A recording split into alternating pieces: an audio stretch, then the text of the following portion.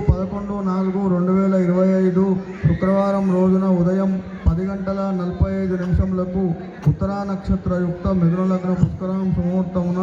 ఖానాపూర్ గ్రామ వాస్తవ్యులు మరికంటి కృష్ణారెడ్డి గారి ప్రథమ పుత్రికయగు చిరంజీవి లక్ష్మి కుంకుమ సౌభాగ్యవతి వాసవిని పెదమంగళారం గ్రామ వాస్తవ్యులు మహారాజా శ్రీ పాటి సుదర్శన్ రెడ్డి గారి కనిష్టపుత్రుడు చిరంజీవి పాటి కృష్ణారెడ్డి గారికి ఇచ్చి